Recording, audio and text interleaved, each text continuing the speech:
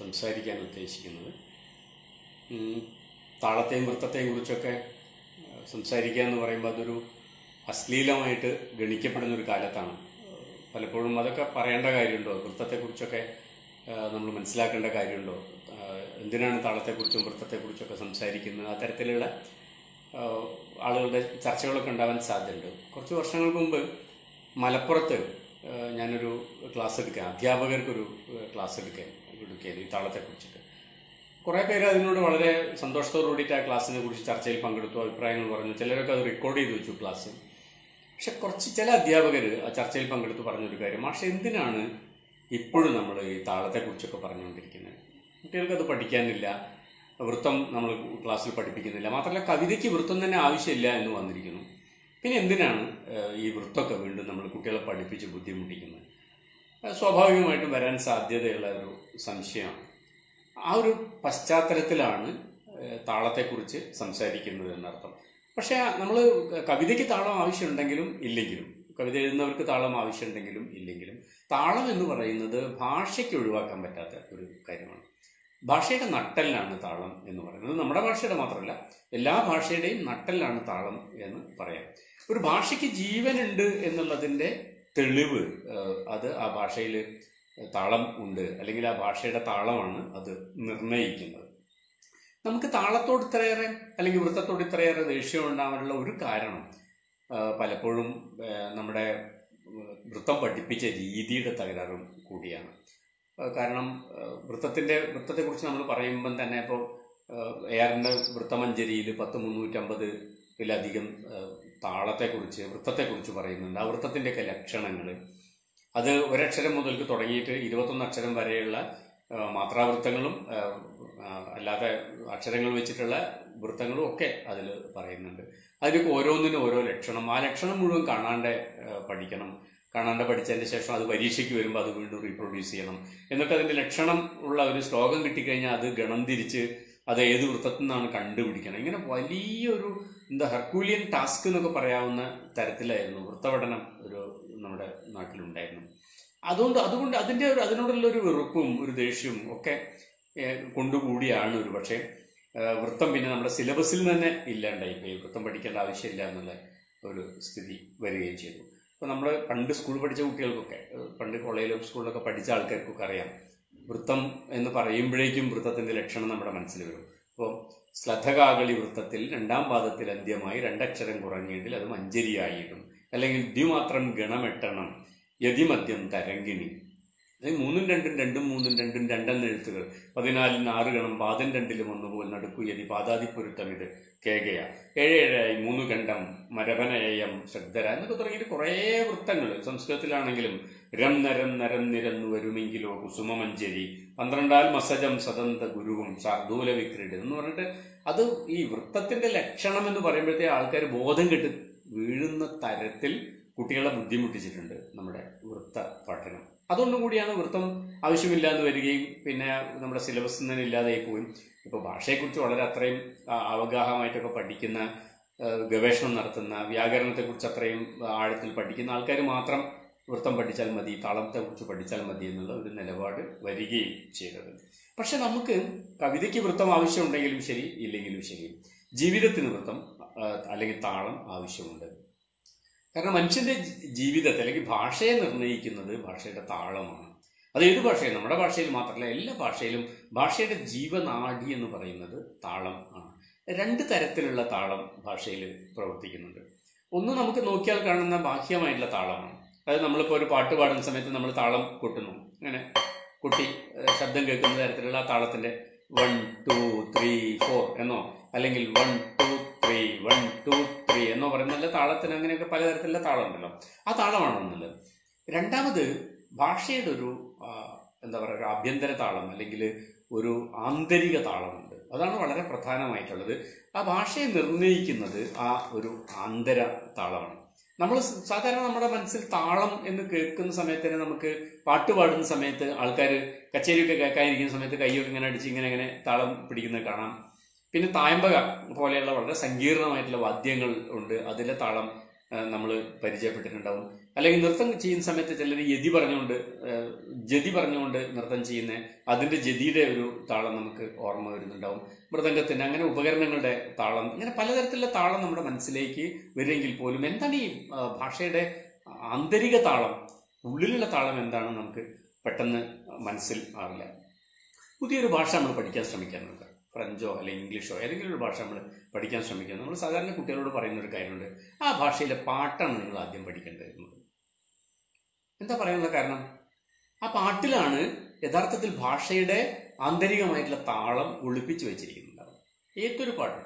അപ്പൊ എങ്ങനെയാണ് ഒരു ഭാഷയിൽ ഒരു വാക്ക് എങ്ങനെയാണ് പ്രയോഗിക്കേണ്ടത്, അതിന്റെ ആക്സെന്റ് എന്താണ്, ഇംഗ്ലീഷാണ് ഇംഗ്ലീഷിന്റെ ആക്സെന്റ് എന്താണ്, അതിന്റെ ഉച്ചാരണ രീതി എങ്ങനെയാണെന്ന് പഠിപ്പിച്ചു കൊടുക്കാനുള്ള ഏറ്റവും എളുപ്പമുള്ള വഴി എന്താണെന്ന് വെച്ചാൽ ആ ഭാഷയിലുള്ള പാട്ട് നമ്മൾ കേൾക്കുക എന്നുള്ളതാണ്. ഇപ്പോൾ സാധാരണ ഇംഗ്ലീഷ് പഠിപ്പിക്കുന്ന സമയത്ത് നമ്മൾ സാധാരണ പറയുന്നതാണ്. ഇപ്പോൾ ഇംഗ്ലീഷിലൊരു പാട്ട്, പഴയൊരു പാട്ടാണ്. She'll be coming round the mountain when she comes. She'll be coming round the mountain when she comes.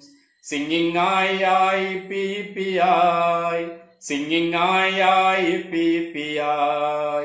Singing I, P, I, P, I, P, P, I. ഇങ്ങനൊരു പാട്ട് കുട്ടികൾക്ക് ഇംഗ്ലീഷിന്റെ ഫ്ലുവൻസി ഒക്കെ ഡെവലപ്പ് ചെയ്യാൻ വേണ്ടി പഠിപ്പിച്ചു കൊടുക്കും. എന്താ അതിന്റെ പ്രത്യേകത?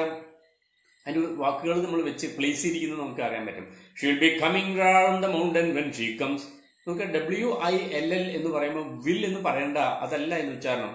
ഷീൽ ബി എന്ന് പറഞ്ഞാൽ അത്രേ പറയേണ്ട ആവശ്യമുള്ളൂ എന്നുള്ളത് നമ്മൾ പറഞ്ഞു കൊടുക്കുന്നേക്കാൾ നല്ലത് ഈ പാട്ട് പഠിപ്പിച്ചാൽ മതി. She'll be driving 6 white horses when she comes. പറയുന്ന വാക്കുകൾ എന്തൊക്കെയാണ്?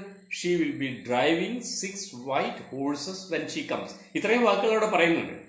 പക്ഷെ പാട്ടിലൂടെ വരുന്ന സമയത്ത് അത് പ്ലേസ് ചെയ്യുന്ന ഒരു രീതിയുണ്ട്. ആ താളത്തിന്റെ ഉള്ളിൽ ആ പാട്ടിനെ പ്ലേസ് ചെയ്യുന്ന ഒരു രീതിയുണ്ട്.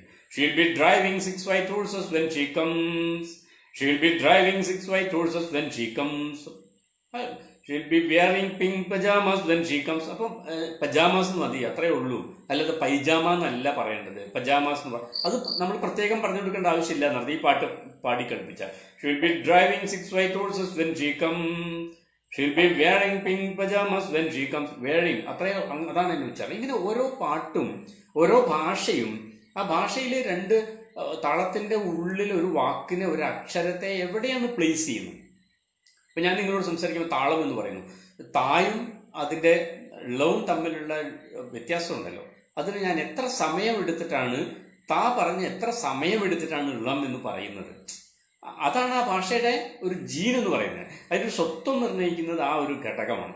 അത് കിട്ടാൻ നമുക്ക് ആ ഭാഷയിലുള്ള പാട്ടുകളെ, ആ ഭാഷയിലുള്ള വായ്ത്താരികളെ, അതിലുള്ള നാടോടി പാട്ടുകളെ, അതിന്റെ ഗാനശാഖയെ തന്നെ നമ്മൾ സമീപിക്കേണ്ടി വരും. ഒരുപാട് നിരവധി പാട്ടുകളുണ്ട്. നമ്മൾ ഇംഗ്ലീഷ് പഠിപ്പിക്കാൻ വേണ്ടി ഉപയോഗിക്കുന്ന നിരവധി പാട്ടുകളുണ്ട്. ഇപ്പോൾ വക്ക വക്ക എന്ന് പറയുന്ന പാട്ട് കുട്ടികൾക്കെല്ലാം വലിയ ഇഷ്ടമായിട്ടുള്ള ഒരു പാട്ടാണ്. വക്ക വക്ക എന്ന് പറയുന്ന ഫുട്ബോളിന്റെ കളിയായിട്ട് ബന്ധപ്പെട്ട When you fall get up O and if you fall get up A. ഏതൊക്കെ വാക്കുകളോടെ പറഞ്ഞു? When you fall get up എന്നാണ് പറയുന്നത്. When you fall get up O and if you fall get up A. Samina mina sankaleva cause this is Africa. Samina mina A wakka wakka A. Samina mina sankaleva cause this is Africa. അപ്പൊ എങ്ങനെയാണ് അതിന്റെ ഉച്ചാരണം വരുന്നത് എന്ന് വളരെ കൃത്യമായിട്ട് ഈ പാട്ടിൽ കിട്ടും. കുട്ടികൾക്ക് വല്ല പുതിയ പാട്ടുകളുടെ ഇടയിൽ കുട്ടികൾക്ക് ഇംഗ്ലീഷിൽ വലിയ ഇഷ്ടമുള്ള ഒരു പാട്ടാണ്. So love me like you do, ലാ ലാ love me like you do, touch me like you do, ടാ ടാ touch me like you do എന്ന് പറയുന്ന പാട്ട്. അതിന്റെ തുടക്കം നോക്കിയാൽ രണ്ട് താളത്തിന്റെ ഒരു 1 2 3 4 എന്നുള്ള താളാണ്. ഇങ്ങനെ ഈ താളാണ് 1 2 3 4 ഈ താളാണ് എടുക്കുന്നത്. പക്ഷെ ഈ താളത്തിൽ എവിടെയാണ് ആ വാക്കുകളെ പ്ലേസ് ചെയ്ത് നോക്കിയാൽ You're the light, you're the night, you're the color of my blood. Okay, you are the light എന്നാണ് പറയുന്നത്. പക്ഷെ ആ താളത്തിന്റെ അവസാനത്തെ ഒരു കോർണറിലാണ് വാക്കുകളെ പ്ലേസ് ചെയ്യുന്നത്. You the light, you the night, you the colour of my blood എന്ന് പറഞ്ഞിട്ടാണ് പാട്ട്. അങ്ങനെ ആ പാട്ടിന്റെ ഒരു മൊത്തം ഡിസ്പ്ലേ അങ്ങനെയാണ്. അപ്പൊ ഇങ്ങനെ വാക്കുകളെ ഡിസ്പ്ലേ ചെയ്യുന്നിടത്താണ് ഭാഷയുടെ ആന്തരികമായിട്ടുള്ള താളം കൂട്ടിയിരിക്കുന്നത്. അപ്പൊ നമ്മുടെ ഭാഷയുടെ ആന്തരികമായിട്ടുള്ള താളം എന്താണ് എന്ന് മനസ്സിലാവണമെങ്കിൽ നമ്മുടെ ഭാഷയിലുള്ള പാട്ടുകളെ, നമ്മുടെ ഭാഷയിലുള്ള കവിതകളെ, നമ്മുടെ ഭാഷയിലുള്ള വായ്ത്താരികളെ, അതിനെ ഓരോ വാക്ക് എവിടെയാണ് പ്ലേസ് ചെയ്യുന്നത്, എങ്ങനെയാണ് പ്ലേസ് ചെയ്യുന്നത് കണ്ടെത്തുന്നത് അതിലാണ്. ഇപ്പൊ മലയാളത്തിന്റെ ഇപ്പൊ നമ്മൾ നേരത്തെ ഇപ്പൊ ഈ പാട്ടിലെ യുവർ ദ ലൈറ്റ് എന്ന് പറയുന്ന സമയത്ത് താളത്തിന്റെ ഇങ്ങേ തലക്ക് കൊണ്ടുവച്ചല്ലോ. You're the light, you're the night, you're the colour of my blood. നമ്മളെ പാട്ടിൽ ഒരു രീതി നോക്കിയേ, ചെല്ലച്ചേറുകിളിയേ നിന്റാങ്ങളമാരെങ്ങു പോയി. നോക്കിയ ഒരു 3 അക്ഷരം ആണ് നമ്മൾ എടുക്കുന്നുള്ളൂ. പക്ഷെ നമ്മളത് ഇങ്ങനെ എത്രയാണ് വിരുത്തിയിട്ട് എല്ലാ ആളുകൾക്കും ഒരു സോഷ്യലിസ്റ്റ് രീതിയിൽ വീതം വെച്ചിട്ടാണ് നമ്മുടെ ഭാഷ പോകുന്നത്. എല്ലാ ആൾക്കാരോടും സമമായിട്ടുള്ള ഒരു രീതിയിലാണ് നമ്മളത് കൈകാര്യം ചെയ്യുന്നത്. ചെല്ലച്ചേറുകിളിയേ നിന്റാങ്ങളമാരെങ്ങു പോയി. ഒരു വാക്കിനെയാണ് നമ്മൾ ഉപയോഗിക്കുന്നതിൽ ആ വാക്കിനെ ഞങ്ങൾ അങ്ങോട്ട് വരുത്തി നീട്ടും. കൊച്ചിക്കാരത്തി കൊച്ചു പെണ്ണെ നിനക്കെത്ര മാരന്മാരുള്ളതാണേ. കൊച്ചി എന്ന് പറഞ്ഞൊരു വാക്കാണ്. കൊച്ചിക്കാരത്തി കൊച്ചു പെണ്ണെ, അങ്ങനെയാണ് നമ്മൾ അതിന് ഭാഷ എടുക്കുക. ഓരോ ഭാഷയ്ക്ക് അതിന്റെ ജീൻ ഉണ്ടെന്ന് അർത്ഥം, ഓരോ ഭാഷയ്ക്ക് അതിന്റെ രീതി ഉണ്ട് എന്ന് ഞാൻ പറഞ്ഞതിന്റെ അർത്ഥം. ഇപ്പൊ നമ്മളെ പാട്ടല്ലേ, രാരീരം രാരീരം രാരീരം രാരീരം രാരീരം രാരീരം രാരീരാരോ. ഈക്വൽ ഡിസ്ട്രിബ്യൂഷൻ ആണ് താളത്തിന്റെ, നിറഞ്ഞു നിൽക്കുന്ന താളത്തിന്റെ ഒരു ഈക്വൽ ഡിസ്ട്രിബ്യൂഷൻ നമുക്ക് ഈ ഭാഷയുടെ ആന്തരികമായിട്ടുള്ള താളത്തിൽ നമുക്ക് കാണാൻ പറ്റും. അപ്പൊ വ്യത്യസ്തമായിട്ടുള്ള ഈ പ്ലേസിങ് ഓരോ ഭാഷയ്ക്കും അതിനെ വ്യത്യസ്തമാക്കുന്നത് താളത്തിന്റെ, നമ്മൾ പുറമെ അടിച്ചു കേൾക്കുന്ന താളമല്ല, അല്ലെങ്കിൽ പാട്ടിന്റെ മീറ്റർ എന്ന് പറയുന്ന താളമല്ല, ആന്തരികമായിട്ടുള്ളൊരു താളമുണ്ട്, ഭാഷയുടെ ഉള്ളിലൊരു താളമുണ്ട്. ഒരു അക്ഷരവും മറ്റേ അക്ഷരവും കൂടെ പ്ലേസ് ചെയ്യുന്നതിന്റെ ഇടയിൽ നിൽക്കുന്ന ഒരു താളമുണ്ട് എന്ന് ഞാൻ പറഞ്ഞു വന്നത്. എന്താണ് താളം എന്ന് പറഞ്ഞാൽ? ഇപ്പൊ ഞാൻ കൊട്ടിയപ്പോൾ തന്നെ നമ്മൾ പെട്ടെന്ന് നമ്മുടെ മനസ്സിൽ വരും അല്ലെ, ഇങ്ങനെ കൊട്ടുന്ന ഒരു സാധനമാണ് താളം എന്ന് നമുക്ക് മനസ്സിൽ വരും. യഥാർത്ഥത്തിൽ താളം എന്ന് പറയുന്നത് അതിന്റെ തത്വചിന്താപരമായിട്ട് അല്ലെങ്കിൽ കുറച്ചുകൂടെ വിശാലമായ അർത്ഥത്തിൽ നമ്മൾ സമീപിക്കുന്ന സമയത്ത് അനന്തമായ കാലത്തിൽ നിന്ന് മുറിച്ചെടുക്കുന്ന കാലത്തിന്റെ ഒരു കഷണമാണ് ഓരോ താളം. അനന്തമായ കാലത്ത് നിന്ന് നമുക്ക് പലതരത്തിൽ മുറിച്ചെടുക്കാം. ഒരു നക്ഷത്രമാണ് മുറിച്ചെടുക്കുന്നതെങ്കിൽ ആ നക്ഷത്രം നിലവിൽ വന്ന് അത് നശിച്ച് ബ്ലാക്ക് ഹോളായി മാറുന്നതിന്റെ ഇടയിലുള്ള ലക്ഷക്കണക്കിന് വർഷമായിരിക്കും കാലത്തിൽ നിന്ന് മുറിച്ചെടുക്കാം. ഒരു മനുഷ്യനാണ് മുറിച്ചെടുക്കുന്നെങ്കിൽ അയാൾ ഒരു പക്ഷേ 85 വയസ്സ് വരെ ജീവിച്ചിട്ടുണ്ടെങ്കിൽ ആ 85 വയസ്സ് വരെ ജീവിച്ച് 85 വർഷമായിരിക്കും അയാൾ മുറിച്ചെടുക്കുക, അയാൾക്ക് ജീവിക്കാൻ ആവശ്യമായിട്ടുള്ള. ഞാൻ ഇവിടെ ഇങ്ങനെ കൊട്ടുകയാണെങ്കിൽ, 2 താളം ഇങ്ങനെ ഒരു കൊട്ട് കൊട്ടുകയാണെങ്കിൽ ഈ ഒരു കൊട്ടും രണ്ടാമത്തെ കൊട്ടും ഇടയിലുള്ള ഗ്യാപ്പ് ഉണ്ടല്ലോ, അത്രയും സമയമായിരിക്കും ഞാൻ കാലത്ത് നിന്ന് മുറിച്ചെടുക്കുന്നത്. അപ്പൊ ഇടവേളകളിൽ ആവർത്തിച്ചുകൊണ്ടിരിക്കുന്ന എല്ലാ കാര്യവും താളം തന്നെയാണ്. ഒരാഴ്ചയിൽ ഒരിക്കൽ വിരുന്നു വരുന്ന ഒരാൾ ഒരു താളമാണ് പാലിക്കുന്നത്. ദിവസേന രാവിലെ പത്രം ഇട്ട് പോകുന്ന ഒരാൾ ഒരു താളമാണ് പാലിക്കുന്നത്.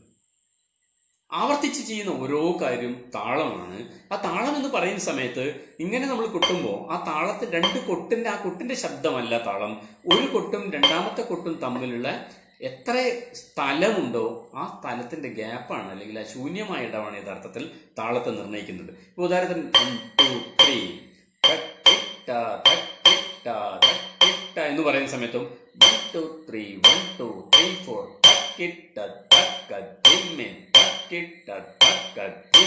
ഈ പറയുന്ന സമയത്ത് താളത്തിന് വ്യത്യാസപ്പെടുന്നത് എങ്ങനെയാണ്? ഇടയിൽ വിടുന്ന ഗ്യാപ്പാണ്, ഇടയിൽ വിടുന്ന ശൂന്യമായിട്ടുള്ള സ്ഥലമാണ്, അല്ലെങ്കിൽ ആ ശൂന്യതയാണ് യഥാർത്ഥത്തിൽ ഒരു താളത്തെ മറ്റൊരു താളത്തിൽ നിന്ന് വ്യത്യസ്തമാക്കുന്നത്. അപ്പൊ നമ്മൾ കേൾക്കുന്ന ശബ്ദമല്ല താളം, ആ ശബ്ദത്തിന്റെ 2 ശബ്ദങ്ങൾക്കിടയിലുള്ള വെറുതെ വിടുന്ന ശൂന്യമായിരിക്കുന്ന മൗനമാണ് താളത്തെ നിർണ്ണയിക്കുന്നതെന്ന് അർത്ഥം. അത് പറഞ്ഞു.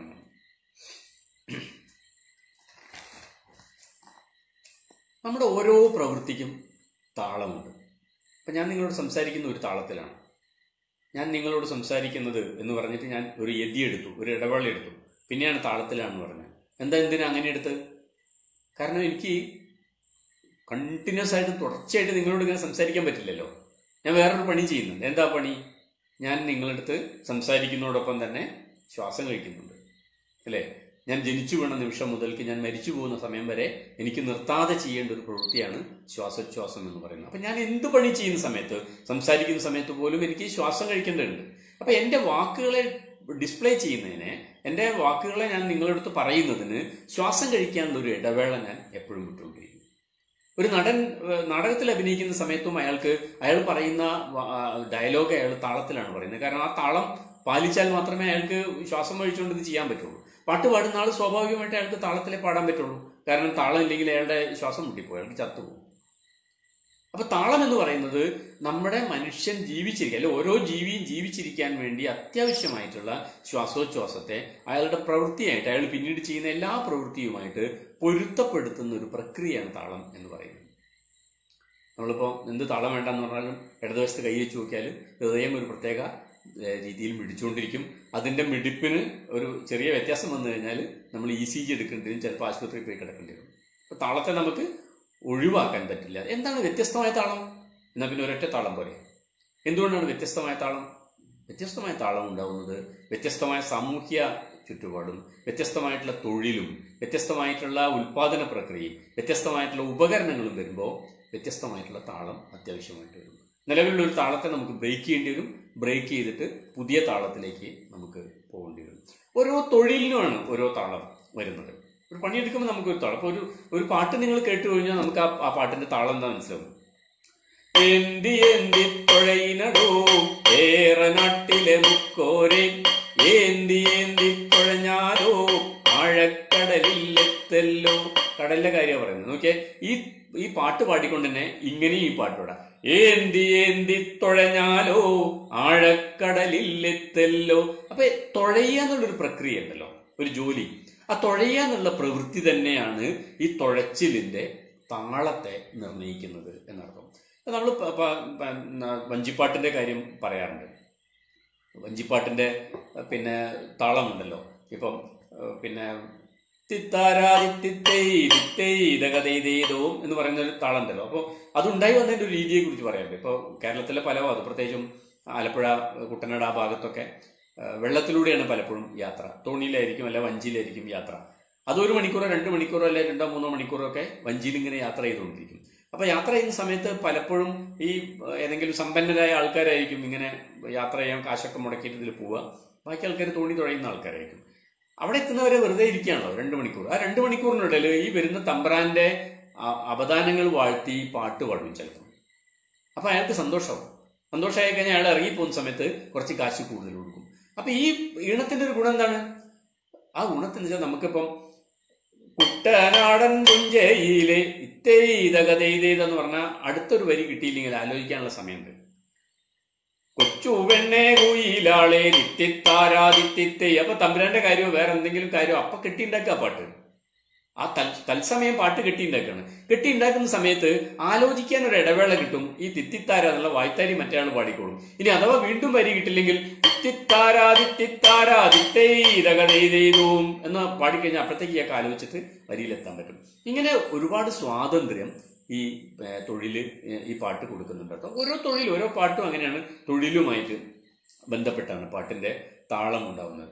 ഇപ്പൊ ഒരു പൊട്ടൊട്ടു കൊട്ടുന്ന പൊട്ടക്കോശവ ഒന്നേറെ കൊട്ടിയാ നെല്ലേറെ കിട്ടും. കുമ്പാരന്റെ ആലയിലെ കൊശവന്റെ കാര്യമാണല്ലോ പറഞ്ഞത്. കുമ്പാരന്റെ ആലയിലെ പണിയേറ്റൊന്ന് ബന്ധപ്പെടുത്തി നോക്കിയേ. കുമ്പാരന്റെ ആലയിൽ സാധാരണ ഒരു ചക്രം ഉണ്ടാവും.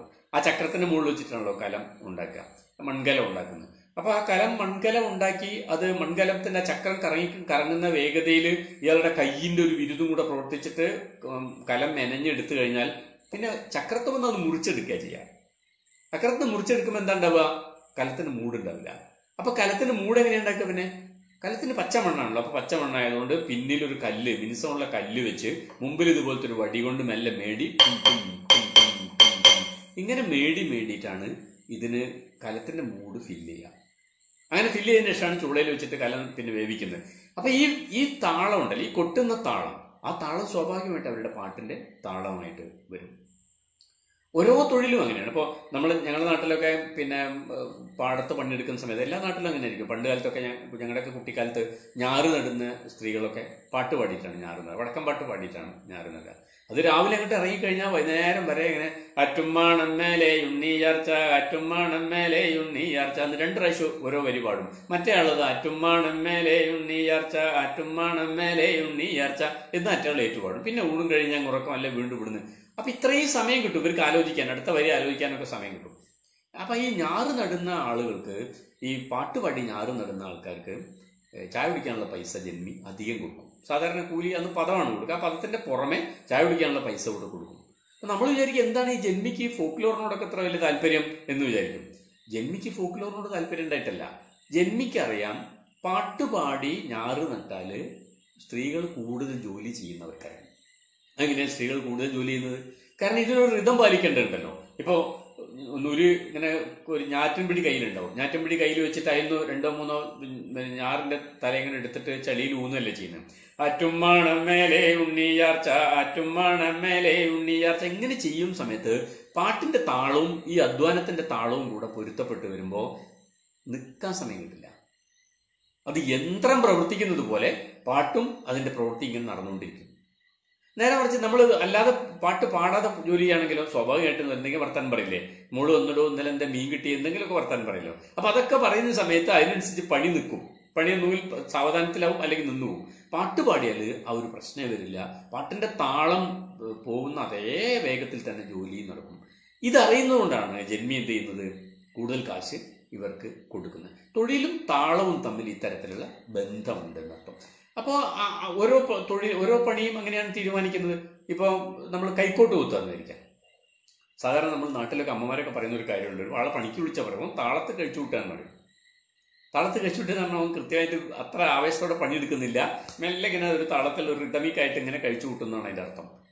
അപ്പോൾ ഓരോ ജോലിക്കുണ്ട് താളം എന്ന് ഞാൻ പറഞ്ഞല്ലോ. കൈക്കോട്ട് കുത്തുന്നതിന്റെ താളം നിങ്ങൾ ആലോചിച്ച് നോക്കിയേ. കൈക്കോട്ട് കുത്താറുമ്പോൾ നമ്മൾ ആഞ്ഞ് തലയ്ക്ക് മേലെ കൈക്കോട്ട് പൊക്കി മണ്ണിലേക്ക് ആഞ്ഞു കൊത്തുന്നു, എന്നിട്ട് മണ്ണ് വലിച്ച് ഇങ്ങോട്ട് ഇടുന്നു. ഈ രണ്ട് പ്രക്രിയകൾ നോക്കിയാൽ ഒരു ഈക്വൽ ആയിട്ടുള്ള ടൈമാണ് എടുക്കുന്നതെങ്കിൽ 1 2 3 4 1 2 3 4 അങ്ങനെ ഒരു വലിയ സാവകാശം, വലിയൊരു തിരക്കൊന്നും ഇല്ലാതെ സാവകാശത്തിൽ നീണ്ടു നിവർന്ന് നല്ല ആഞ്ഞു കൊത്തേണ്ട ഒരു പറമ്പാണ്. തെങ്ങിന്റെ തടം തുറക്കുകയും അല്ലെങ്കിൽ വാഴക്ക് തടം കയറ്റുകയും ഒക്കെ ചെയ്യാന്ന് വിചാരിക്കുക. അപ്പൊ ഇങ്ങനെ ഒരു 1 2 3 4 1 2 3 4 എന്നുള്ള താളത്തിലേക്ക് ആ പണി ചെയ്യാം. ആ ഒരു താളം അറിയാതെ രൂപപ്പെട്ട് വന്നാൽ ആ താളത്തിൽ തന്നെയാണ് അയാൾ ഈ ജോലി ചെയ്തുകൊണ്ടേയിരിക്കുക. അത് അയാൾക്ക് വൈകുന്നേരം വരെ ചെയ്യാൻ പറ്റും. അല്ലെങ്കിൽ അയാൾ ഇടവേളയ്ക്ക് ചാഴിക്കാൻ പോകുന്നവരെ അയാൾക്ക് ചെയ്യാൻ പറ്റും. ആ താളം ഇങ്ങനെ തുടരുന്നതുകൊണ്ട്. എല്ലാ പണി ഇങ്ങനെ ആയിരിക്കില്ല, താളം മാറേണ്ടി വരും ചിലപ്പോൾ. ഉദാഹരണത്തിന് ഇങ്ങനെ ഇപ്പോൾ ഒരു പച്ചക്കറീൻ്റെ ഇടയിൽ ചെനക്കാനാണ് വെക്കുക. ഇപ്പോൾ തക്കാളിയോ അല്ലെങ്കിൽ പിന്നെ പച്ചമുളകോ ഒക്കെ കുഴിച്ചിട്ടുണ്ട്. അതിൻ്റെ ഇടയിൽ ചെറിയ കൊത്തേ വേണ്ടി വരുള്ളൂ ഇട ചെനക്കാൻ.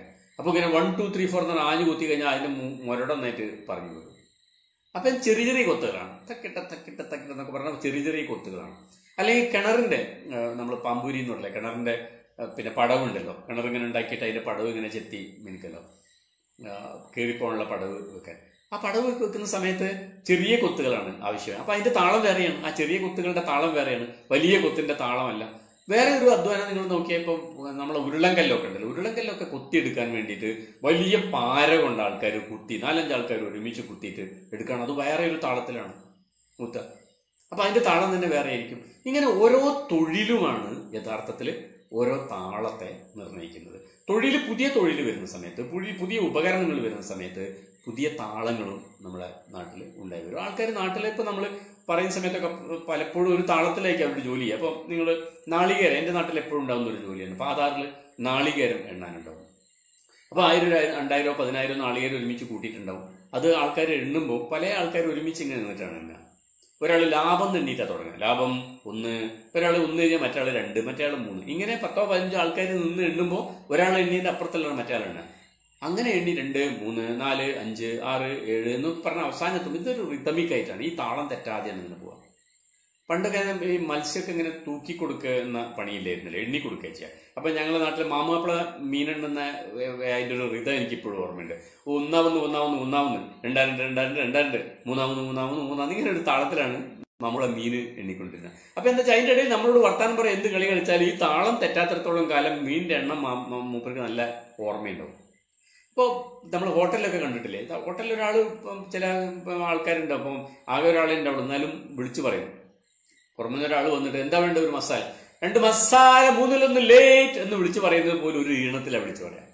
അപ്പൊ എന്ത് തൊഴിൽ നമ്മൾ എടുക്കുമ്പോഴും ആ തൊഴിലിനൊക്കെ തന്നെ അറിയാതെ വന്നു പോകുന്ന ഒരു താളം ഉണ്ടെന്ന് പറയും. കൈക്കോട്ടിന്റെ താളമാണെങ്കിൽ അങ്ങനെയാണ് വരുന്നത്. നമുക്ക് നമ്മുടെ നാട്ടിൽ നിരവധിയായിട്ടുള്ള വായ്ത്താരികളുണ്ട്. നമ്മുടെ നാട്ടിൽ മാത്രമല്ല, ലോകത്തെ എല്ലാ ഭാഷയിലുണ്ട് വായ്ത്താരികൾ. നമ്മുടെ ഒരു നാട്ടിലൊരു വായ്ത്താരി നോക്കിക്കഴിഞ്ഞാൽ ഇപ്പം ഇരകര ഇരകരീര ഇരകരീര ഇരകര ഇരകരീര ഇരകരീര ഇരകര ഇരകരിര ഇരകരിര ഇരകര ഇരകരിര ഇരകരിര ഒരു വായ്ത്താരിയാണ്. തെയ്യത്തിനന്തോം ദാനതിത്തക തെയ്യത്തിനന്തോം ദാന തെയ്യത്തിനന്തോം ദാനതിത്തക തെയ്യത്തിനന്തോം ദാന വേറൊരു വായ്ത്താരിയാണ്. എന്താ അതിന്റെ അർത്ഥം? ഒരർത്ഥമില്ല. വെറുതെ വാക്കുകൾ ഇങ്ങനെ കൂട്ടിച്ചൊല്ല ചെയ്യുന്നു, ഒരർത്ഥമില്ല.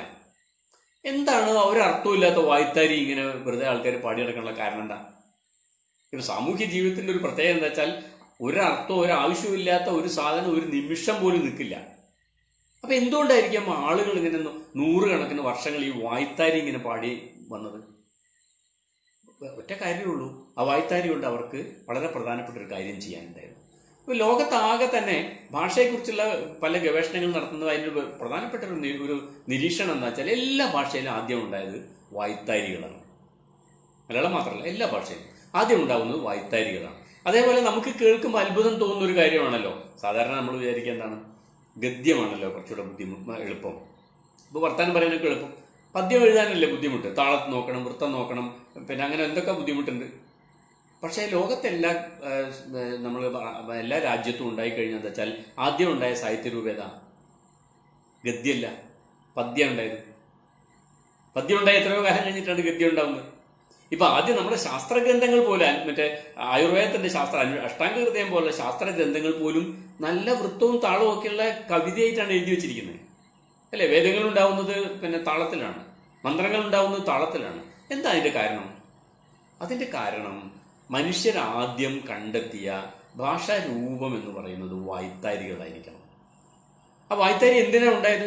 വായ്ത്താരി അവൻ സാഹിത്യം എഴുതാൻ വേണ്ടിയും കവിത എഴുതാൻ വേണ്ടിയും ഒന്നും ഉണ്ടായതല്ല, അവന്റെ ജീവിക്കാൻ വേണ്ടിയില്ല, പണിയെടുക്കാൻ വേണ്ടി ഉണ്ടായതാണ്. എന്താ ജീവിക്കാൻ എന്തിനാ വായ്ത്താരി ആവശ്യം? ജീവിക്കാൻ വായ്ത്താരി ആവശ്യമുണ്ട്. അപ്പോൾ ഞാനൊരു ഉദാഹരണം പറയാം. നമ്മളിപ്പോൾ പോകുന്ന വഴിക്ക് ഒരു വഴി തടയുന്ന തരത്തിൽ ഒരു മരം പൊട്ടി വീണു നോക്കുക. നമുക്ക് അപ്പുറത്തേക്ക് പോകാൻ പറ്റുന്നില്ല. അപ്പോൾ നമ്മൾ അടുത്ത ആൾക്കാരെയൊക്കെ വിളിച്ചു വരുത്തി ഈ മരം ഒന്ന് വലിച്ച് നീക്കിയിട്ടാൽ നമ്മൾ നമ്മുടെ വണ്ടിയായിട്ട് അപ്പുറത്തേക്ക് കടക്കാമായിരുന്നു വെച്ച് 100 ആൾക്കാർ ഓടി വന്നിട്ടുണ്ട്. എല്ലാ ആൾക്കാരും കൂടെ ഈ മരം പിന്നെ വലിക്കാൻ ശ്രമിക്കുന്നുണ്ട്. മരം നീങ്ങുന്നില്ല. എന്താ കാരണം? 100 ആൾ വന്ന് വലിക്കുന്നുണ്ട്, പക്ഷെ 100 ആളുടെയും കൂടെ ശക്തി ഒരു പ്രത്യേക കേന്ദ്രത്തിലേക്ക് ഒരു ടൈമിങ്ങിൽ വരുന്നില്ല. ഒരാള് മരം പൊക്കി ഇനി ഇതൊന്നും ഞാൻ വിചാരിച്ചാൽ പൊങ്ങൂല എന്ന് വിചാരിച്ചിട്ട് നിലത്ത് വെക്കാൻ തുടങ്ങുമ്പോഴായിരിക്കും മറ്റേ ആൾ പൊക്കാൻ ശ്രമിക്കുന്നത്. നേരെ കുറച്ച് ഒരാൾ ഇപ്പം വന്നിട്ട് അതിൻ്റെ ഇടയിൽ വന്നിട്ട് എന്നാ പിടിക്കല്ലേ, ഏയ് ലസ എന്ന് പറഞ്ഞ് പിടിച്ചു നിൽക്കാം. ഏലസ എന്ന് പറഞ്ഞ് പിടിച്ചാൽ എന്താ ഉണ്ടാവുക വെച്ചാൽ മരം പൊങ്ങും. എന്താ മരം പൊങ്ങാനുള്ള കാരണം? മരം പൊങ്ങുന്നത് ഏലസ എന്ന് പറയുന്നതിന്റെ മന്ത്രശക്തി കൊണ്ടല്ല. ഏലസ എന്ന് പറയുന്നത് ഒരു ടൈമിംഗ് ആണ്. നമ്മൾ കുട്ടികളെ പിന്നെ ഓടാൻ വേണ്ടി നിർത്തുമ്പോൾ ഓൺ യുവർ മാർക്ക് സെറ്റ് എന്ന് പറഞ്ഞിട്ട് വിസിലടിക്കില്ലേ? ഈ വിസിലടിക്കുന്ന പോലുള്ള ഒരു പ്രക്രിയയാണ് വായ്ത്താരികൾ ചെയ്യുന്നത്.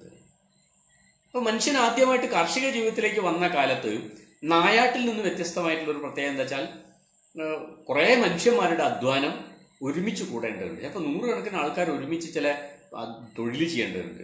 വെള്ളം തിരിക്കാനോ, വെള്ളം തിരിച്ചു കൊണ്ടുവരാനോ, അല്ലെങ്കിൽ കൃഷിയുടെ സ്ഥലം ഒരുക്കാനോ, അങ്ങനെ പല തരത്തിലുള്ള തൊഴിലുകളുണ്ടല്ലോ. ആ തൊഴിലുകളൊക്കെ കുറെ മനുഷ്യന്മാരുടെ അധ്വാനം ഒരു പ്രത്യേക ദിശയിലേക്ക് കേന്ദ്രീകരിക്കേണ്ട ആവശ്യമുണ്ട്. അപ്പൊ ആ കേന്ദ്രീകരിക്കാൻ വേണ്ടിയായിരിക്കണം ഈ വായ്ത്താരികളൊക്കെ മനുഷ്യർ ഉപയോഗിച്ചിട്ടുണ്ടായിരുന്നത്. അതുകൊണ്ടാണ് വായ്ത്താരികൾ, അർത്ഥമില്ലാത്ത വായ്ത്താരികൾ തന്നെ ആദ്യം ഉണ്ടാവുകയും കുറെ കാലം കഴിഞ്ഞതിന് ശേഷമായിരിക്കണം ഈ വായ്ത്താരികൾ ഇങ്ങനെ പാടുന്നതിനിടയിൽ മനുഷ്യന്റെ ചില ആശയങ്ങളുണ്ടല്ലോ, അത് ചില അർത്ഥപൂർണമായിട്ടുള്ള ചില ആശയങ്ങൾ, അവർക്ക് പറയാനുള്ള ചില പരസ്പരം പറയാനുള്ള പങ്കുവെക്കാനുള്ള ചില കാര്യങ്ങളൊക്കെ ഈ വായ്ത്താരിയുടെ ഇടയിലേക്ക് കയറി വരിക. ഇപ്പോ ഇരകര ഇരകരിര ഇരകരിര ഇരകര ഇരകരിര ഇരകരിര അടിപെണ്ണേ ഇളങ്കന്നി എള്ളുകറമ്പി ആരെ കണ്ടാട്ടം പഠിച്ചേ ആൺകവുങ്ങും പെൺകവുങ്ങും നിന്നാടുണ കണ്ടേ അയ്യാട്ടും ഉയ്യാട്ടും ഞാൻ കണ്ടുപഠിച്ചേ ആൺമയിലും പെൺമയിലും നിന്നാടുണ കണ്ടേ അയ്യാട്ടും ഉയ്യാട്ടും ഞാൻ കണ്ടുപഠിച്ചേ. ഇങ്ങനെയുള്ള വരികൾ വരികയാണ്. എന്താ ചോദിക്കുന്നത്? നീ എവിടുന്ന് നൃത്തം പഠിച്ചതാണ് ചോദിക്കുന്നത്. നൃത്തം പഠിച്ചു വെച്ചപ്പോഴാണ് നമ്മൾ കലാമണ്ഡലം സരസ്വതിയോ അല്ല അങ്ങനെ ആരെങ്കിലും പേരൊക്കെ പറഞ്ഞാലേ. ഈ പെൺകുട്ടി എന്താ പറഞ്ഞത്? ആൺമയിലും പെൺമയിലും നിന്ന് ആടുന്നത് കണ്ടിട്ടാണ് ഞാൻ നൃത്തം പഠിച്ചത്. ആൺതെങ്ങും പെൺതെങ്ങും നിന്ന് ആടുന്ന കണ്ടു, അല്ലെങ്കിൽ ആൺകവുങ്ങും പെൺകവുങ്ങും നിന്ന് ആടുന്ന കണ്ടു. പ്രകൃതിയിൽ നിന്നാണ് ഞാൻ നൃത്തം പഠിച്ചതെന്ന് വേറൊരു ഭാഷയിൽ പറയാണ് ഈ കുട്ടി. അപ്പൊ എങ്ങനെയാണ് ഇത് പറയുന്നത്? മനുഷ്യന്റെ പണിയെടുക്കുന്ന മനുഷ്യന്റെ അവരുടെ തോന്നി അവരുടെ ചില പ്രശ്നങ്ങളാണ്, അവർക്കൊരു കാര്യം പറയാനുണ്ട്. ഇതൊക്കെ ഈ ഈണത്തിലേക്ക് വരികയാണ്. പല തരത്തിലുള്ള ആശയങ്ങൾ ഈ ഈണത്തിലേക്ക് വരുന്നു. ഈ ഈണത്തിൽ ചില സമയത്ത് വളരെ എബ്സേർഡ് ആയിട്ടുള്ള, യാതൊരു അർത്ഥമില്ലാത്ത, അല്ലെങ്കിൽ ഒരു അർത്ഥവും പ്രത്യേകം എത്തിച്ചേരാൻ പറ്റാത്ത പല എബ്സേർഡ് ആയിട്ടുള്ള പോയട്രി ആയിരിക്കും വരുന്നത്, ഒരിക്കലും നടക്കാത്ത. മുള്ളിന്റെ മുന കൊണ്ട് 3 കുളം കുത്തി ഞാൻ 2 കുളം പൊട്ട, ഒന്നിൽ വെള്ളമേ ഇല്ല. വെള്ളമില്ല കുളത്തുനിന്ന് മണ്ണ് വാരാൻ 3 പേര്, 2 ആള് ഞുണ്ടി ഒരുവന് കാലേ ഇല്ല. ഇങ്ങനെ യാതൊരു തരത്തിലും പൊരുത്തപ്പെടാത്ത രീതിയിലുള്ള വരികൾ ഇങ്ങനെ വരുന്നുണ്ട്, അതിന്റെ ഇടയിൽ വരുന്നുണ്ട്. ചിലപ്പം ഞാൻ കുളിച്ചന്ന് മൂടിയാറ്റിപ്പോരുമ്പം കുന്നിക്കുരു കൊണ്ടേറിഞ്ഞുട്ടൊരുത്തനെ, കുട്ടിക്കും കൊണ്ടേറ് അച്ചിക്കും കൊണ്ടേറ്, കുട്ടി കുടിക്കും മോല കണ്ണിനു കൊണ്ടേറ്. എന്നെ എറിഞ്ഞോനെ എനിക്കിപ്പം കാണണം, എന്നെ എറിഞ്ഞോനെ ഞാനിപ്പം കണ്ടില്ലേ. തുമ്പക്കഴുത്തും തൂങ്ങി മരിക്കും ഞാൻ, എന്നിട്ടും ചത്തില്ല എന്നു വരികിലോ, കഞ്ഞിത്തളികയിൽ മുങ്ങി മരിക്കും ഞാൻ. ഇങ്ങനെ ഒരിക്കലും സംഭവിക്കാത്ത കാര്യങ്ങൾ, എബ്സേർഡ് ആയിട്ടുള്ള വരികളൊക്കെ അതിന്റെ കൂടെ ചേർക്കുന്നു. അപ്പൊ അവരുപയോഗിച്ചുകൊണ്ടിരുന്ന, അവരുടെ തൊഴിലിന് വേണ്ടി അവർ ഉപയോഗിച്ചുകൊണ്ടിരുന്ന വായ്ത്താരിയിലേക്ക് അവരുടെ ജീവിതാനുഭവങ്ങളായിട്ടുള്ള അവരുടെ കഥകള്, അവർക്ക് പറയാനുള്ള കാര്യങ്ങളൊക്കെ കുറേശ്ശെയായിട്ട് വരുന്നു. കുറച്ചുകൂടെ കാലം കഴിഞ്ഞപ്പോൾ കുറച്ചുകൂടെ ശക്തമായിട്ടുള്ള രീതിയിൽ, അല്ലെങ്കിൽ ഒരു മുഴുനീള കഥ, ചില വീരന്മാരുടെ ചില കഥകൾ, ഇപ്പോൾ നമ്മുടെ വടക്കൻ പാട്ട് പോലെ തെക്കൻ പാട്ട് പോലെ അങ്ങനെയുള്ള കഥകളൊക്കെ വരുന്നു. കഥാഗാനങ്ങളുടെ ഒരു കാലം വരുന്നു. അപ്പോഴും ആരാ എഴുതിയോന്നും അറിയില്ല. അങ്ങനെ കുറെ കാലം കഴിയുന്നു, ആയിരക്കണക്കിന് വർഷം അങ്ങനെ കഴിഞ്ഞതിന് ശേഷമായിരിക്കും ഒരുപക്ഷെ ഈ വന്ന കഥകളെല്ലാവരും കൂടെ ആരെങ്കിലും ഒരാൾ അതൊന്ന് ക്രോഡീകരിച്ച് ഒരു രൂപത്തിലാക്കുന്നു, അല്ലെങ്കിൽ എഴുത്തിന്റെ രൂപം വരുന്നു, അല്ലെങ്കിൽ ക്രോഡീകരിച്ച് ഒരു പ്രത്യേക രൂപത്തിലാക്കുന്നു. അപ്പൊ അയാളുടെ പേരിൽ ആ കൃതി അറിയപ്പെടാൻ തുടങ്ങുന്നു. ഇപ്പൊ വേദവ്യാസന്റെയോ അല്ലെങ്കിൽ വാൽമീകിയോ ഒക്കെ കാര്യം പറഞ്ഞാൽ അവരുടെ പേരിൽ ആ കൃതി പിന്നീട് അറിയപ്പെടാൻ തുടങ്ങുന്നു. പിന്നീട് അങ്ങനെ കുറെ കാലം കഴിഞ്ഞതിന് ശേഷമാണ് വ്യക്തിയുടെ പേരിലുള്ള സാഹിത്യം വരുന്നതും, ഗദ്യം എന്ന സാഹിത്യ രൂപം വരുന്നതും, ഗദ്യം എന്നൊരു ഭാഷാരൂപം പോലും വരുന്നത്.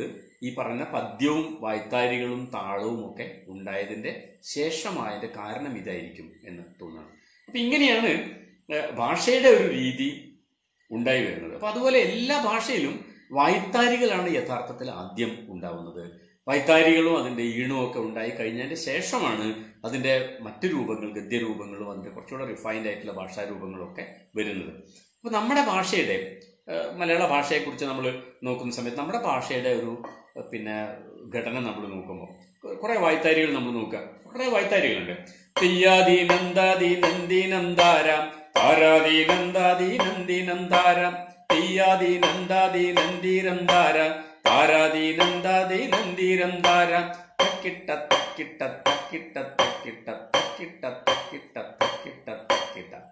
ഇങ്ങനെ തക്കിട്ട തക്കിട്ട എന്ന് പറഞ്ഞിട്ട് ഓരോ വരിയിലും അങ്ങനെ 8 തക്കിട്ട വെച്ചിട്ട് ഒരു 24 തക്കിട്ട തക്കിട്ട തക്കിട്ട തക്കിട്ട തക്കിട്ട, അങ്ങനെ 4-6-24 തക്കിട്ട ഈ വരിയിൽ വരുന്നുണ്ട്. ആ തക്കിട്ട എന്ന് പറഞ്ഞാൽ 4-24 താളത്തിന് കണക്കാക്കിയിട്ട് തെയ്യാതിനന്താ തിനന്തിനന്താര, താരാതിനന്താ തിനന്തിനന്താര എന്നിങ്ങനെ ആവർത്തിക്കുകയും ചെയ്യുന്നു. 1 2 3 1 2 3 1 2 3 1 2 3 എന്നുള്ള ഒരു താളമാണ് ഈ വരുന്നത്.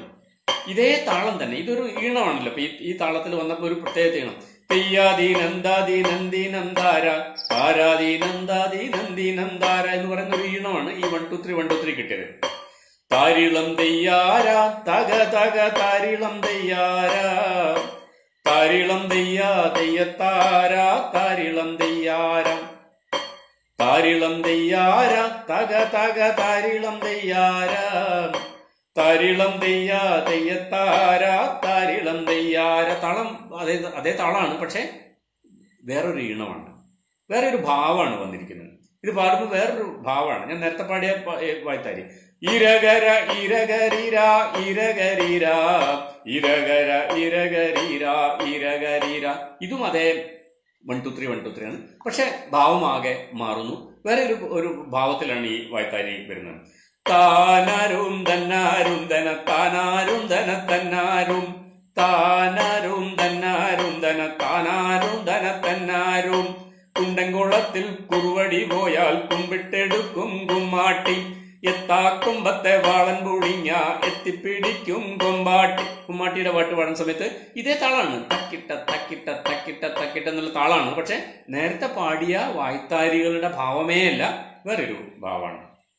താക തക്കിട തക്കിട തക്കിട തക്കിട തക്കിട താനാരും താനാരും തക താനാരും തക താനാരാടൂ താനാരും നാനമോ നമെങ്ങനെ നമ ശിവായമെപ്പടി ഞാനും താനും എങ്ങനെ തനിക്കു ചിന്ത എന്തെല്ലാം എന്ന് പറയുന്ന പാട്ട്. അതിന്റെ ഭാവം വേറെ, ഇതേ താളം തന്നെ, 1 2 തന്നെ.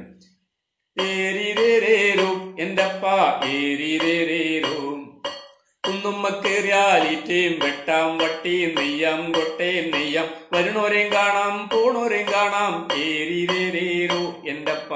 ഇതേ വേറൊരു ഭാവത്തിലേക്ക് വരുന്നു. ഏരേരിന്തേരിന്തേരിന്തേരേരേരിരോ ഏരേരിന്തേരിന്തേരിന്തേരേരേരിരോ ഏനിന്നലെ ചൊപ്പനം കണ്ടപ്പം ചൊപ്പനം കണ്ടേ കുനേനൂറും ഭരിച്ചൊരാനനെ കൊന്നെന്ന് വേറൊരു ഭാവത്തിലേക്ക് വരുന്നു. ഇതന്നെ. ഓ ഹേലോ ഹേലിലേലോ ഹേലോ ഹേലിലേലോ ഹേലോ ഹേലിലേലോ ഓ ഹേലോ ഹേലിലേലോ ഹേലോ ഹേലിലേലോ ഹേലോ ഹേലിലേലോ തകത്തെയ്തകം തകത്തെയ്തകം തകത്തെയ്തകത്തെയ്താരാ തകത്തെയ്തകം തകത്തെയ്തകം തകത്തെയ്തകത്തെയ്താരാ. ഇത് വേറൊരു ഭാവത്തിൽ വരുന്നു. നോക്കിയാൽ ഈ താളം ഇത് തന്നെയാണ്. 1 2 3 1 2 3 1 2 3 1 2 3 തക്കിട്ട തക്കിട്ട തക്കിട്ട തക്കിട്ട എന്ന് പറഞ്ഞാൽ അതേ താളം തന്നെയാണ്. ഞാൻ ഈ പറഞ്ഞ മുഴുവൻ വൈവിധ്യത്തിലും ഒരേ താളം തന്നെയാണ്. ഈ താളത്തിൽ നമ്മൾ നമ്മുടെ ചില പാട്ടുകൾ, ഇപ്പോൾ ഉദാഹരണത്തിന് തെയ്യത്തിനൊക്കെ ആയിട്ട് ബന്ധപ്പെട്ട് വരുന്ന ചില പാട്ടുണ്ട്.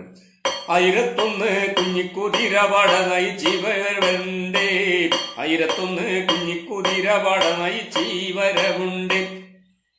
നമ്മുടെ പിന്നെ കുഞ്ഞിക്കുതിരയും കെട്ടിയിട്ട് കുതിരകളിക്കുള്ള പാട്ട് ആണത്. ഇനി എന്തോരു മകളാണോ കുഞ്ഞാഞ്ചീരോ പെണ്ണേ ഇനി എന്തോരു മകളാണോ കുഞ്ഞാഞ്ചീരോ പെണ്ണേ എന്ന് പറയുന്ന വായ്ത്താരിയായിട്ട് ഈ നാടൻപാട്ട് നമ്മൾ പല ആൾക്കാർക്കും പരിചയമുണ്ടാവും. ഇതിലൊക്കെ ഉപയോഗിക്കുന്നത് തക്കിട്ട തക്കിട്ട തക്കിട്ട തക്കിട്ട എന്ന് പറയുന്ന ഒരു താളമാണ്. ഇതിൽ തന്നെ ഈ താളത്തിൽ തന്നെ 2 വൈവിധ്യം നമുക്ക് കാണാൻ സാധിക്കും. വളരെ ചടുലമായിട്ട് തക്കിട്ട തക്കിട്ട തക്കിട്ട തക്കിട്ട എന്ന് പറഞ്ഞൊരു ചടുല താളുണ്ട്. അതെന്നെ ഒന്നുകൂടെ പതിഞ്ഞ കാലത്തിൽ വന്ന് തക്കിട്ട തക്കിട്ട തക്കിട്ട തക്കിട്ട എന്ന് പറഞ്ഞ് ഇതേ സാധനം തന്നെ ഒന്ന് പതിഞ്ഞ കാലത്തിലെ വേറെ വ്യത്യസ്തമായിട്ടുള്ള വേറെ ഒരു ഭാവം വരും. അപ്പോൾ ചടുലമായിട്ടുള്ള താളത്തിലുള്ള ഈണത്തിൽ നമുക്കുള്ള നാടൻ പാട്ടുകളുണ്ട്. ഇപ്പം ഉദാഹരണത്തിന് പാറക്കിട്ടടി ഭറക്കെട്ടിട്ടടി ഏലേലങ്ക ഏലേല ഞെട്ടിട്ട് പാറ പൊട്ടട്ട് പാറ പൊളിയട്ട് പാറ ഏലേല പാറ പൊട്ടിട്ട് തണ്ണി കാണട്ടെ എന്ന് പറഞ്ഞിട്ട് പോകുന്ന പിന്നെ കിണർ ഒഴിക്കുന്നതിന്റെ പാറ പൊട്ടിച്ച് വെള്ളം കാണുന്നതിന്റെ ഒരു പാട്ടുണ്ട്. വളരെ ചടുലമായിട്ടുള്ള പാട്ടാണ്. അങ്ങനെ കുറെ പാട്ടുകൾ, നാടൻ പാട്ടുകൾ ഈ ചടുലമായിട്ടുള്ള ഭാവം നമുക്ക് കവിതയിലുണ്ട്. ഇങ്ങനെ തന്നെ ചടുലമായിട്ടുള്ള ഭാവം പ്രകടിപ്പിക്കാൻ. ഉദാഹരണത്തിന് ഇപ്പോൾ നമുക്ക് വളരെ പരിചയമുള്ള പൂതപ്പാട്ട്, എടശ്ശേരിയുടെ പൂതപ്പാട്ടില് കെട്ടിട്ടില്ലേ തുടികൊട്ടും കലർന്നൊട്ടു ചിലമ്പിൻ കലമ്പലുകൾ അയ്യയ്യവരവമ്പിളി പൊങ്കല മെയ്യിലണിഞ്ഞ കരിമ്പൂതം തക്കിട്ട തക്കിട്ട തക്കിട്ട തക്കിട്ട. അത് പൂതം ഇങ്ങനെ വരുന്ന മാതിരിയുള്ള വളരെ ചടുലമായിട്ടുള്ള പൂതത്തിന്റെ വേഷമൊക്കെ നമുക്ക് മനസ്സിലാവുന്ന രീതിയിലാണ് ഈ താളം. ഇതേ താളം തന്നെയാണ് കുറച്ച് കഴിഞ്ഞിട്ട് പൂതപ്പാട്ടില് പച്ചിയ മോരൊഴിച്ചൊപ്പി വഴിച്ചിട്ട് കാക്കേ പൂച്ചേ പാട്ടുകൾ പാടിയിട്ട് മാനത്തമ്പിളി മാമനെ കാട്ടിയിട്ട് മാമു കൊടുക്കുന്നു നങ്ങേലി. അതും തക്കിട്ടയാണ്. തക്കിട്ട തക്കിട്ട തക്കിട്ട തക്കിട്ട എന്ന് പറയുന്നത്. പക്ഷെ ആ ഭാവത്തിൽ വലിയ വ്യത്യാസം വരുന്നു. അതിന്റെ വിളംബം വരുന്നത് കൊണ്ട് ഇടയിലുള്ള ശൂന്യമായ സ്ഥലം കൂടുതൽ വരുന്ന സമയത്ത്, വിളംബം വരുന്ന സമയത്ത് ആ ഭാവത്തിൽ വലിയ വ്യത്യാസം വരുന്നു. ഇതിൽ ഈ താളം ആയിട്ട് ബന്ധപ്പെട്ട് നമ്മൾ പറയേണ്ട ഒരു കാര്യം, ഈ താളങ്ങളൊക്കെ തന്നെ നമ്മൾ കവിതയിൽ ഉപയോഗിക്കുന്ന ഈ താളങ്ങൾക്കൊക്കെ തന്നെ സൂക്ഷ്മമായിട്ട് പരിശോധിച്ചാൽ ഈ താളങ്ങൾ പണ്ടുള്ള മനുഷ്യർ ഒരു 1000 2000 ഒക്കെ വർഷങ്ങൾക്ക് മുമ്പുള്ള മനുഷ്യർ തന്നെ അവരുടെ നാടോടി കലകളിൽ ഉപയോഗിക്കുമ്പോൾ അതിൽ എന്ത് ഭാവം ഉദ്ദീപിപ്പിക്കാനാണോ ഈ താളത്തെ ഉപയോഗിച്ചത് ഏകദേശം അതേ ഭാവം തന്നെയായിരിക്കും ഇപ്പോഴും കവിതയിൽ ഈ താളം ഉദ്ദീപിച്ചുകൊണ്ടിരിക്കുന്നത്. ഉദാഹരണത്തിന് ഇപ്പൊ ഈ താളം നമ്മൾ തെറ കാണാൻ വെക്കാം. തെറ കാണുന്ന സമയത്ത് ഈ താളത്തിന്റെ രൂപം എങ്ങനെയാ വെച്ചാൽ തക്കിട്ട തക്കിട്ട തക്കിട്ട തക്കിട്ട എന്നുള്ളത് കുറച്ചുകൂടെ എന്ന ഒരു ഭാവത്തിലാവുന്ന സമയത്ത് ഒരു ചെണ്ടയിലുടെ ഒരു ഉരുട്ടല് വരുമ്പോൾ ഡിഗതരകം ഡിഗതരകം ഡിഗതരകം ഡിഗതരകം ഇങ്ങനെ വരിക. ഡിഗതരകം ഡിഗതരകം ഡിഗതരകം ഡിഗതരം. അപ്പൊ തെയ്യങ്ങനെ രണ്ട് കയ്യിലൊക്കെ വേഷമൊക്കെ വിട്ട് വാളൊക്കെ പിടിച്ച് ഓരോ കാലും ഇങ്ങനെ അമർത്തി വെച്ചിട്ട് ഇതാ ഞാനിവിടെ ഉണ്ട്, ഞാൻ വരികയാണെന്ന് എസ്റ്റാബ്ലിഷ് ചെയ്യുന്നൊരു താളമാണ് ധിഗതരകം ധിഗതരകം ധിഗതരകം ധിഗതർ. യുദ്ധത്തിന്റെ ഒക്കെ സമയത്ത് രണ്ട് വേഷങ്ങൾ തമ്മിലുള്ള യുദ്ധമൊക്കെ വരുന്ന സമയത്ത് വളരെ പൊലിപ്പിക്കുന്ന എസ്റ്റാബ്ലിഷ് ചെയ്യുന്ന ഒരു താളമായിട്ട് ഇങ്ങനെ വരും. യുദ്ധം തുടങ്ങിക്കഴിഞ്ഞാൽ ഇങ്ങനെ അതിന്റെ ഒരു ഇരട്ടിപ്പിലേക്ക് പോകും. അതിന്റെ താളത്തിന്റെ തന്നെ വേറെ ഇരട്ടിപ്പിലേക്ക് പോകും ചടുലമായിട്ട്. പിന്നെ വീണ്ടും ധിഗതരകം ധിഗതരകം ധിഗതരകം ധിഗതരകം എന്ന് പറഞ്ഞ് പതിഞ്ഞ കാലത്തിലേ വരും. പിന്നെ ഈ തെറ ഒരു മേളത്തിന്റെ ഒരു കാവിലെ തെറ കണ്ട ആൾക്കാർക്കറിയാം. ഒരു തെറയുടെ ഒരു ചടുലമായ ചവിട്ടൊക്കെ കഴിഞ്ഞ്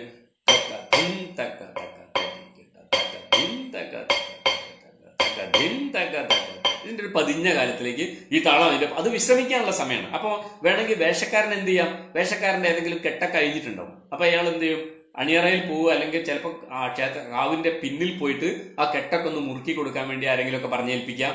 ചിലപ്പോൾ അയാൾ കണ്ണാടി എടുത്തിട്ട് ഇങ്ങനെ മുഖത്ത് മഷി പോയിട്ടുണ്ടോ എന്നൊക്കെ നോക്കാം. അങ്ങനെ അയാൾക്ക് അയാളെ പറ്റി തന്നെ ഒന്ന് വിലയിരുത്താനുള്ള സമയമാണ് ഈ തക്ക ധിൻ തക്ക തക്ക തരിക്കിട്ട തക്ക ആ പതിഞ്ഞ കാലത്തിലെ. വീണ്ടും തക്കിടകിട തക്കിട ഘട്ടക്കിട എന്ന് പിന്നെ അയാൾ ഓടി വരും. വേറൊരു താളം വരുന്ന സമയത്ത് ചടുലമായിട്ടുള്ള താളങ്ങളായിട്ട് ഓടി വരും. ഇപ്പൊ ഇത് യുദ്ധത്തിന്റെ ചടുലമായിട്ടുള്ള താളം പ്രകടിപ്പിക്കാൻ വേണ്ടി തെറ ഉപയോഗിച്ച, തെയ്യത്തിൽ ഉപയോഗിച്ച, നമ്മുടെ നാടോടി കലകളിൽ ഉപയോഗിച്ച അതേ താളം തന്നെയായിരിക്കും സമാനമായിട്ടുള്ള ഒരു ഭാവം പ്രകടിപ്പിക്കാൻ വേണ്ടി പുതിയ കാലത്തെ കവിതയിൽ ഉപയോഗിക്കുക. ഞാൻ നേരത്തെ പറഞ്ഞല്ലോ, എടശ്ശേരിയുടെ പിന്നെ ആദ്യത്തെ ഉപയോഗിക്കുന്നത് ഈ താളത്തിന്റെ ചടുലമായിട്ടുള്ള രൂപമാണ്. കെട്ടിട്ടില്ലേ തുടി കൊട്ടും കലർമുട്ടുകലമ്പലുകൾ അയ്യവരവമ്പെളി പുങ്കല നെയ്യിലണിഞ്ഞ കരിമ്പോതം എന്ന് പറഞ്ഞിട്ട് കുറച്ച് കഴിഞ്ഞിട്ട് ഭാവം മാറുമ്പല്ലേ പാലു കൊടുക്കുന്നു, അങ്ങനെ അങ്ങോട്ട് വരുന്നു. കാച്ചിയ മുരുഴി ചൊപ്പി വടിച്ചിട്ട് കാക്കേ പൂച്ചേ പാട്ടുകൾ പാടിയിട്ട്. എന്താ ഇങ്ങനെ പതിഞ്ഞ കാലത്തിൽ വരേണ്ട കാര്യം? മറ്റേ ഭാവത്തന്നെ ഇതും ചെയ്തൂടെ? കാച്ചിയ മുരുഴി ചൊപ്പി വടിച്ചിട്ട് എന്നൊക്കെ പറഞ്ഞാൽ കുട്ടി ഞെട്ടി എണീറ്റിട്ട് പേടിച്ചു പോകും. അപ്പൊ കുട്ടിയെ ഉറക്കാനുള്ള, കുട്ടിയോട് ഒരു സൗമ്യമായിട്ടുള്ള ഭാഷയിലാണ് കുട്ടിയോട്. അപ്പൊ അതിനുള്ള ഭാവം താളത്തിലും ഒക്കെ തന്നെ മാറ്റങ്ങൾ വരേണ്ടതുണ്ട് എന്ന് അർത്ഥം. അപ്പൊ ഇങ്ങനെയാണ് ഈ നമ്മുടെ നാടോടി പാട്ടിന്റെ ഈ താളത്തിന്റെ ഒരു താളത്തെ കുറിച്ചാണ് ഞാൻ പ്രധാനമായിട്ട് ഇപ്പൊ പറഞ്ഞത്. ഒരു ഭാഷയ്ക്ക് ജീവനുണ്ട് എന്നതിന്റെ തെളിവ് ആ ഭാഷയിൽ താളത്തിൽ വരുന്ന വൈവിധ്യമാണ്. താളം പുതിയ താളം ഉണ്ടാവുന്നില്ലെങ്കിൽ അതിനർത്ഥം ആ ഭാഷ ചത്തുപോയി എന്നാണ് അർത്ഥം. അപ്പൊ എങ്ങനെയാ താളത്തിൽ വൈവിധ്യം വരുന്നു നമുക്ക് മനസ്സിലാവുക? ഇപ്പോൾ ഞാൻ നേരത്തെ തുടക്കത്തിൽ ഞാൻ പറഞ്ഞല്ലോ, സംസ്കൃത ഭാഷയുടെ വ്യാകരണ പദ്ധതി, അതിന്റെ വൃത്ത നിയമങ്ങൾ. എങ്ങനെയാണ് അതിന്റെ വൃത്ത നിയമങ്ങൾ? വളരെ ചടുലമാണ്, കൃത്യമാണ്, ഒരു ഇളക്കവും പറ്റില്ല. അപ്പോൾ ഇന്ദ്രവജ്രയ്ക്കു തതം ജഗംഗം എന്ന് പറഞ്ഞാൽ തകണം തകണം ജഗണം അങ്ങനെ തന്നെ വരാൻ പറ്റില്ല. ഒരു ഗുരു മാറ്റിയിട്ട് ഒരു ലഘു വെക്കാൻ പറ്റില്ല. ഒരു ലഘുവിന്റെ സ്ഥാനത്ത് ഒരു ഗുരു വെക്കാൻ പറ്റില്ല. കൃത്യമായിട്ടാണ്. ഒരു ലഘു, ഒരു ചെറിയ വ്യത്യാസം വന്നാലോ ഉപേന്ദ്രവജ്രയ്ക്കു ജതം ജഗംഗം എന്ന് പറഞ്ഞാൽ അപ്പോഴത്തെ വേറെ വൃത്തമായി പോകും. പിന്നെ ഇത് രണ്ടും കൂടി ഉപജാതി എന്ന് പറഞ്ഞിട്ട് ഇത് രണ്ടും കൂടെ ചേർന്ന് വരുമ്പോൾ വേറൊരു വൃത്തവും. ഇങ്ങനെ വൃത്തത്തിന്റെ ഒരു അയ്യര് കളിയാണ്. കാരണം ഈ എല്ലാ നിയമവും കൃത്യമാണ്. താളത്തിൽ ഒരു വ്യത്യാസവും പിന്നെ വരുന്നില്ല. ഒരു നീട്ടലും ഇല്ല, ഒരു കുറുക്കലും ഇല്ല. അതിങ്ങനെ അതിൻ്റെ ഒരു എന്താ പറയാ, ഒരു കൃത്യമായിട്ട് ഉണ്ടാക്കി വെച്ച പ്രതിമ ഉണ്ടാക്കി വെച്ച മാതിരി താളം നിൽക്കുകയാണ് വൃത്തശാസ്ത്രം. എന്നാൽ മലയാളത്തിന്റെ സ്ഥിതി എന്താ? മലയാളം പോലുള്ള ഭാഷകളുടെ സ്ഥിതി, മലയാളത്തിൽ നമ്മൾ ഇപ്പൊ കേകയ്ക്കൊരു ലക്ഷണം പറഞ്ഞു, കേകയ്ക്ക് ലക്ഷണം പറഞ്ഞ് കേക ആ ലക്ഷണത്തിൽ നിൽക്കുമോ? നിങ്ങൾ ജി ശങ്കരക്കുറുപ്പിന്റെ കേക നോക്കൂ, അത് കഴിഞ്ഞ് വൈലോപ്പിള്ളിയുടെ കേക നോക്കൂ, എടശ്ശേരിയുടെ കേക നോക്കൂ, ONV കേക നോക്കൂ. ഓരോ മനുഷ്യരും കേക എടുക്കുന്ന സമയത്തേക്ക് ആ കേക അവരുടെ കേകയായിട്ട് മാറുകയാണ്. അവര് തന്നെ നൂറുകണക്കിന് വൈവിധ്യങ്ങൾ ഉണ്ടാക്കുകയാണ്.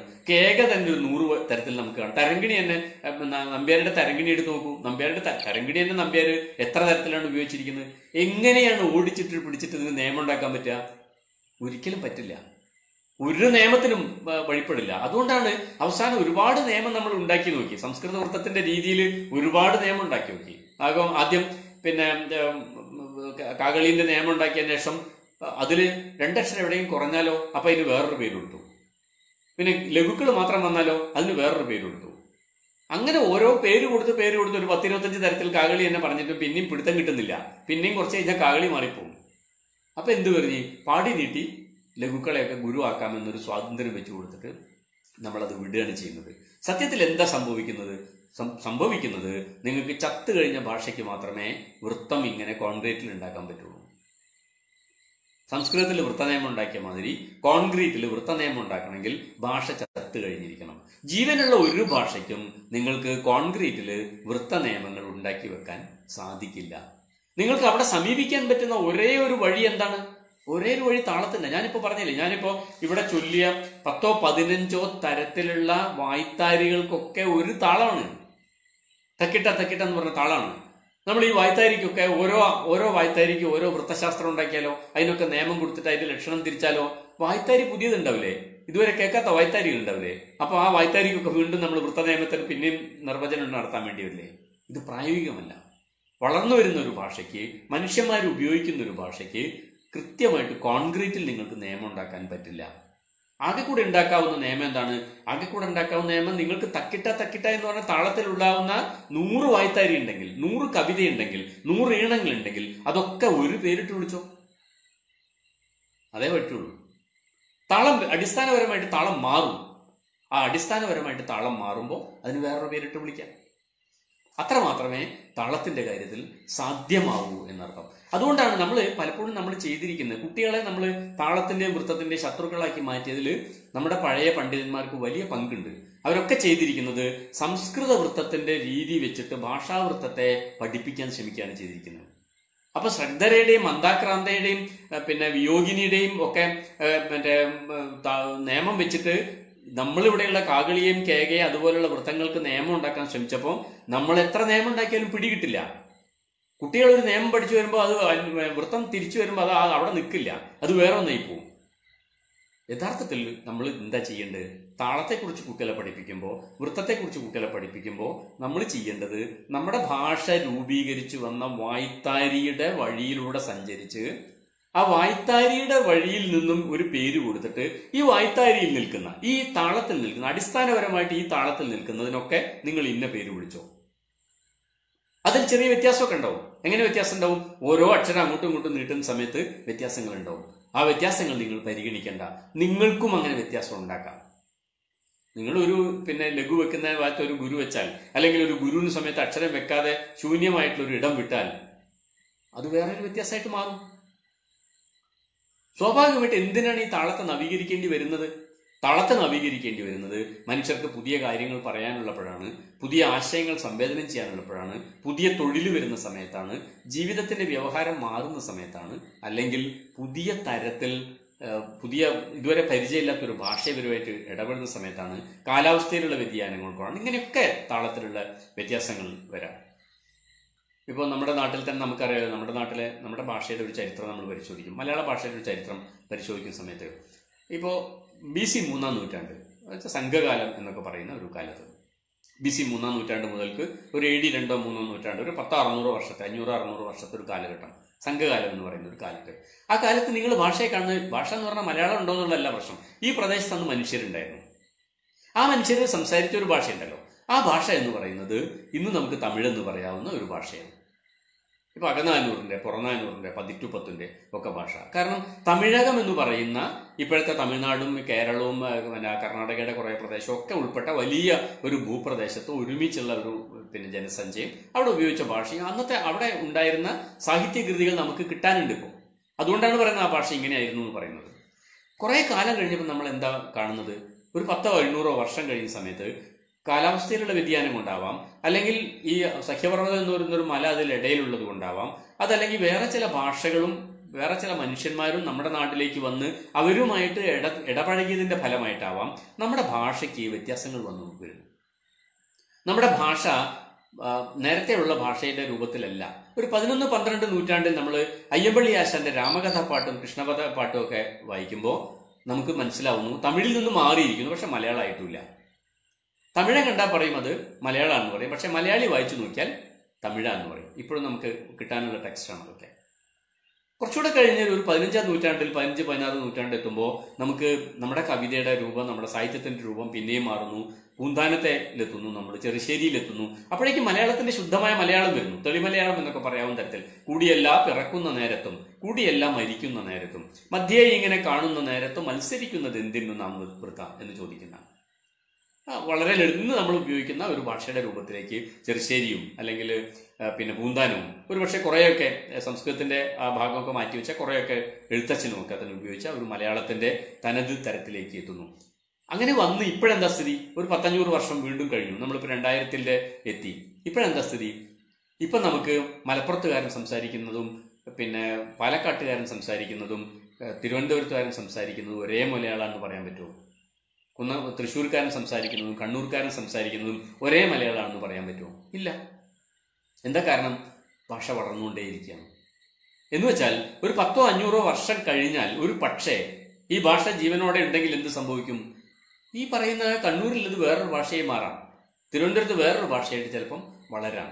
ഇങ്ങനെയാണ് ഒരു ജൈവഘടനയിൽ പുതിയ പുതിയ ജീവികളും പുതിയ സസ്യങ്ങളും ഉണ്ടായിട്ട് ജൈവഘടനയാകെ മാറുന്നത് പോലെ തന്നെയാണ് നൂറ്റാണ്ടുകൾ കഴിയുമ്പോൾ ഇന്നലെ വരെ ഉണ്ടായിരുന്ന ഭാഷയുടെ രൂപമായിട്ടും ആകെ മാറിയിട്ട് പുതിയ ഭാഷകൾ ഉണ്ടായി വരുന്നത്.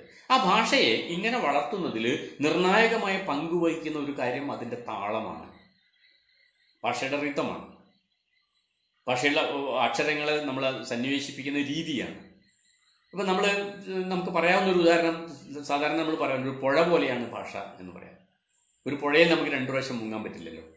നിങ്ങൾ രാവിലത്തെ എല്ലാ ദിവസവും കുളിക്കുന്ന ഒരു പുഴയിലാണെന്നൊക്കെ നിങ്ങൾ പറഞ്ഞാൽ പോലും നിങ്ങൾ ഒരു പ്രാവശ്യം മുങ്ങി തല പൊക്കുമ്പോഴേക്കും പുഴ ഒഴുകിപ്പോയിട്ടുണ്ടാവും, നിങ്ങൾ മുങ്ങിയ വെള്ളം പോയിട്ടുണ്ടാവും, അത് കടലിലെത്തിപ്പോയിട്ടുണ്ടാവും. പിന്നെ നിങ്ങൾ മുങ്ങുന്നത് മുകളിൽ നിന്ന് വരുന്ന പുതിയ വെള്ളത്തിലാണ്. ഇതേപോലെയാണ് ഭാഷയും. നമ്മൾ സംസാരിച്ചുകൊണ്ടിരിക്കുന്ന സമയത്ത് തന്നെ ഭാഷ നവീകരിക്കപ്പെടുന്നു. ഭാഷയുടെ നിയമം എന്ന് പറയുന്നത്, ഭാഷ ഒന്നാണ് എന്നൊക്കെ പറയുന്നത് യഥാർത്ഥത്തിൽ ഒരു സമൂഹം ഒരുമിച്ച് പറയുന്ന ഒരു കളവാണ്. അങ്ങനെ ചില കളവുണ്ട്, സമൂഹം ഒരുമിച്ച് പറയുന്ന ചില കളവുണ്ട്. ഇപ്പോൾ ഞാൻ പറയില്ല, ഇപ്പോൾ സമയം എൻ്റെ വാച്ചിൽ ഇപ്പോൾ സമയം ഇത്രയാണ് എന്ന് ഞാൻ പറയുന്നുണ്ടല്ലോ, അതൊരു കളവാണ്. നിങ്ങളുടെ വാച്ചിലുള്ള സമയം എൻ്റെ വാച്ചിലുള്ള സമയം ഒന്നാവുന്നത് മനോഹരമായൊരു കളവാണ്. കാരണം നിങ്ങളുടെ വീട്ടിൽ സൂര്യൻ ഉദിക്കുന്ന സമയത്തല്ല എൻ്റെ വീട്ടിൽ സൂര്യൻ ഉദിക്കുന്നത്. ആ സമയത്ത് കേരളത്തിൽ സൂര്യൻ ഉദിക്കുമ്പോഴല്ല തമിഴ്നാട്ടിൽ ഉദിക്കുന്നത്, അപ്പോഴല്ല ബോംബെയിൽ സൂര്യൻ ഉദിക്കുന്നത്, അപ്പോഴല്ല ഡൽഹിയിൽ സൂര്യൻ ഉദിക്കുന്നത്. എന്നിട്ടും നമ്മൾ പറയുന്നു നമ്മുടെ എല്ലാ വാച്ചിലൊക്കെ ഒരേ സമയമാണെന്ന്. കാരണം നമ്മൾ സൗകര്യത്തിന് വേണ്ടി പറയുന്ന ഒരു കളവാണ് ഇന്ത്യൻ സ്റ്റാൻഡേർഡ് ടൈം എന്ന് പറയുന്നത്. ഇതേപോലെ തന്നെ സൗകര്യത്തിന് വേണ്ടി പറയുന്ന ഒരു കളവാണ് എൻ്റെ ഭാഷ തന്നെയാണ് നിങ്ങളുടെ ഭാഷ, വ്യത്യാസമില്ല എന്ന്. തിരുവനന്തപുരത്തുകാരൻ്റെ ഭാഷ തന്നെയാണ് കണ്ണൂരുകാരൻ്റെ ഭാഷ എന്ന് പറയുന്നത് സൗകര്യത്തിന് വേണ്ടി നമ്മൾ പറയുന്ന ഒരു കളവാണ്. ഇങ്ങനെ ഒരു കളവില്ലെങ്കിൽ നമുക്ക് വ്യവഹാരം സാധ്യമല്ല, നമുക്ക് കമ്മ്യൂണിക്കേറ്റ് ചെയ്യാൻ പറ്റില്ല. അപ്പം അതുകൊണ്ട് നമ്മുടെ കമ്മ്യൂണിക്കേറ്റ് ചെയ്യാൻ വേണ്ടി, വ്യവഹാരം എളുപ്പമാകുന്നതിന് വേണ്ടി ചില പൊതു നിയമങ്ങൾ നമ്മൾ അംഗീകരിക്കുന്നു. അപ്പം അംഗീകരിക്കുന്ന സമയത്തൊക്കെ നമ്മൾ ഓർമ്മിക്കേണ്ട കാര്യം എന്താണ്? ഓർമ്മിക്കേണ്ട കാര്യം എൻ്റെ വാച്ചിലെ കാണിക്കുന്ന സമയവും നിങ്ങളുടെ വാച്ചിലെ കാണിക്കുന്ന സമയവും ഒന്നാണിരിക്കാം, പക്ഷേ എൻ്റെ സൂര്യനും നിങ്ങളുടെ സൂര്യനും ഒന്നല്ല. നിങ്ങൾ സൂര്യൻ കാണുന്ന സമയത്തല്ല ഞാൻ സൂര്യനെ കാണുന്നത്. എൻ്റെ പകലും നിങ്ങളുടെ പകലും ഒന്നല്ല, എൻ്റെ സന്ധ്യയും നിങ്ങളുടെ സന്ധ്യയും ഒന്നല്ല, എൻ്റെ രാത്രിയും നിങ്ങളുടെ രാത്രിയും ഒന്നല്ല എന്ന് നമ്മൾ ഉൾക്കൊള്ളണം. അതുകൊണ്ട് ഭാഷയെക്കുറിച്ച് അമിതമായിട്ടുള്ള, ഭാഷയുടെ നിയമത്തെക്കുറിച്ചുള്ള അമിതമായിട്ടുള്ള ശാഠ്യങ്ങളുണ്ടല്ലോ, ആ ശാഠ്യം നമ്മൾ ഒഴിവാക്കണം. അത് വൃത്തത്തിന്റെ നിയമത്തെക്കുറിച്ചാണെങ്കിലും താളത്തിന്റെ നിയമത്തെക്കുറിച്ചാണെങ്കിലും ഭാഷാ വ്യവഹാരത്തിന്റെ രൂപത്തിലാണ് നിയമത്തെക്കുറിച്ചാണെങ്കിലും അമിതമായിട്ടുള്ള എല്ലാ ശാഠ്യങ്ങളും ഒഴിവാക്കണം. കാരണം അമിതമായി നിങ്ങൾ ശാഠ്യം പിടിച്ചാൽ ഭാഷ ചത്തുപോകും. അതാണ് സംസ്കൃതത്തിന് സംഭവിച്ചത്. സംസ്കൃത ഭാഷയിൽ നിയമങ്ങൾ വരുന്നു, പാണിനിയുടെ സൂത്രം വരുന്നു, നിയമാവലികൾ വരുന്നു, വളരെ കൃത്യമായിട്ടുള്ള നിയമം വരുന്നു.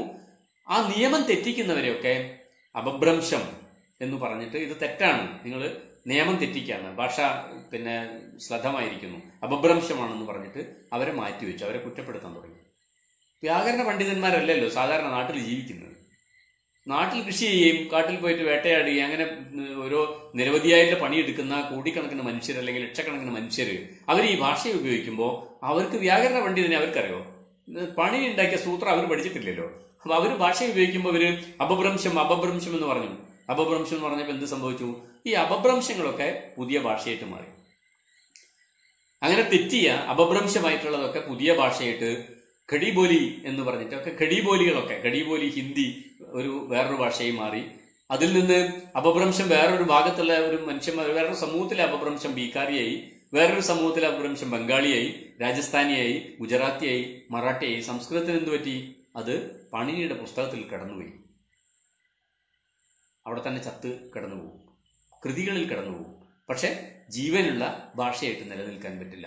അത് വളരെ ഭാഷയുടെ നിയമങ്ങൾ ഉണ്ടാക്കുന്ന സമയത്തും ഭാഷയ്ക്ക് വേണ്ടി ശാഠ്യം പിടിക്കുന്ന സമയത്തും വ്യാകരണത്തിന് വേണ്ടി ശാഠ്യം പിടിക്കുന്ന ആൾക്കാരൊക്കെ എപ്പോഴും ഓർമ്മിക്കേണ്ട ഒരു കാര്യം, വല്ലാതെ ശാഠ്യം പിടിച്ചാൽ നിങ്ങളുടെ ഭാഷ സംസ്കൃതമായി പോവും എന്നുള്ളതാണ്. മനുഷ്യന്മാർ ഉപയോഗിക്കാതെ ആയിപ്പോവും എന്നുള്ളതാണ്. അപ്പൊ ഈ തരത്തിലൊരു ഫ്ലെക്സിബിൾ ആയിട്ടുള്ള ചില പൊതു നിയമങ്ങൾ വേണം. ആ പൊതു നിയമങ്ങൾ ഇല്ലെങ്കിൽ നമുക്ക് പരസ്പരം മനസ്സിലാവില്ല.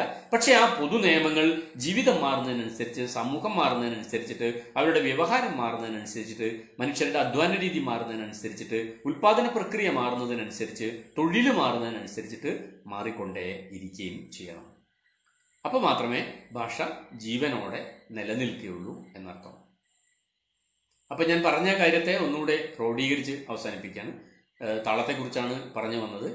താളം എന്താണെന്ന് പറഞ്ഞു. താളം എന്ന് പറയുന്നത് അനന്തമായ കാലത്തിൽ നിന്ന് മുറിച്ചെടുക്കുന്ന ചെറിയ ചെറിയ കഷ്ണങ്ങളാണ്.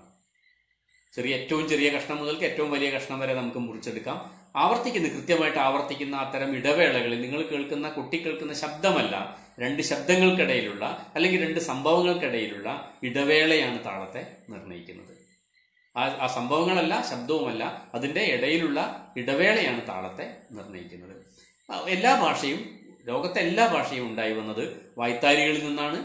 ആ വായ്ത്താരികൾ കുറെ കാലം കഴിഞ്ഞപ്പം മനുഷ്യന്മാരതിന് വാക്കുകൾ കൊടുക്കാൻ തുടങ്ങി, അവരുടെ ആശയങ്ങൾ കൊടുക്കാൻ തുടങ്ങി, നാടൻ പാട്ടുകൾ വരുന്നു.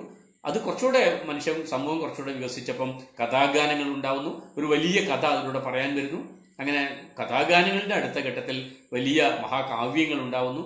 ആ കാവ്യങ്ങൾ ഉണ്ടായതിന് ശേഷം കുറെ കാലം കൂടെ കഴിഞ്ഞിട്ടാണ് ഗദ്യം ഉണ്ടായി വന്നത്. അതുകൊണ്ട് ഭാഷയുടെ ഭാഷയെക്കുറിച്ച് പഠിക്കാൻ ശ്രമിക്കുന്ന ആൾക്കാർ വായ്ത്താരികളിൽ നിന്നും നാടൻ പാട്ടുകളിൽ നിന്നാണ് തുടങ്ങേണ്ടത്. അപ്പം നമ്മുടെ ഭാഷയുടെ താളത്തെക്കുറിച്ച് നമ്മൾ പറയുമ്പോൾ, നമ്മുടെ ഭാഷയുടെ വൃത്തത്തെക്കുറിച്ച് പറയുമ്പം നമ്മുടെ ഭാഷയിലെ വായ്ത്താരികളെയാണ് നമ്മൾ ആദ്യമായിട്ട് പരിഗണിക്കേണ്ടത്. ഒരു പ്രത്യേക താളത്തിലുള്ള 1, 2, 3 എന്ന് പറയുന്ന ഒരു പ്രത്യേക താളത്തിലുള്ള വായ്ത്താരികളെ കുറിച്ചാണ്, അതിൽ വരുന്ന ഒരു 10-15 വായ്ത്താരികൾ, വ്യത്യസ്ത ഭാവങ്ങളിലുള്ള വായ്ത്താരികളെ കുറിച്ചാണ് ഇന്ന് നമ്മൾ സംസാരിച്ചത്. പൊതുവെ ഭാഷയുടെ രൂപത്തെക്കുറിച്ചും ഭാഷ എങ്ങനെയാണ് സമൂഹത്തിൽ പ്രവർത്തിക്കുന്നതിനെ കുറിച്ചിട്ടും പറഞ്ഞു. അടുത്ത ക്ലാസ്സിൽ നമുക്ക് ഓരോ വൃത്തത്തെ, ഇപ്പൊ എങ്ങനെയാണ് കാകളി രൂപപ്പെടുന്നത്, ആ കാകളിയുടെ ഘടന എങ്ങനെയാണ്, കാകളിയിൽ വരാവുന്ന വൈവിധ്യങ്ങൾ എന്തൊക്കെയാണ്, പ്രധാനമായിട്ട് കാകളിയിൽ വന്നിരിക്കുന്ന കവിതകൾ എന്തൊക്കെയാണ്. അപ്പോൾ ബാക്കി വ്യാകരണ പണ്ഡിതന്മാർ കാകളിയെ തന്നെ 25ആയിട്ട് തിരിച്ചാൽ പോലും ഞാൻ ആ 25 പരിഗണിക്കില്ല എന്നർത്ഥം. ഞാൻ ആ 25, അതായത് ശ്രദ്ധകാകളിയും മൂനകാകളിയും മാരകാകളിയും മഞ്ചരി അടക്കമുള്ള എല്ലാ കാകളിയും കൂടെ ഞാൻ ഒന്നായിട്ടേ പരിഗണിക്കുള്ളൂ. താളത്തിന്റെ പ്രത്യേകത മാത്രമേ പരിഗണിക്കുള്ളൂ. അത് പരിഗണിക്കുമ്പോൾ താളത്തിൽ വരുന്ന വ്യത്യാസം കൊണ്ട് ഭാവത്തിൽ ഉണ്ടാവുന്ന വ്യത്യാസം, നേരത്തെ ഞാൻ പറഞ്ഞല്ലോ, അതുപോലെ ഭാവത്തിൽ വരുന്ന വ്യത്യാസം കൂടി നമുക്ക് പരിഗണിച്ചുകൊണ്ട് മുന്നോട്ട് പോകാം. എല്ലാവർക്കും നമസ്കാരം.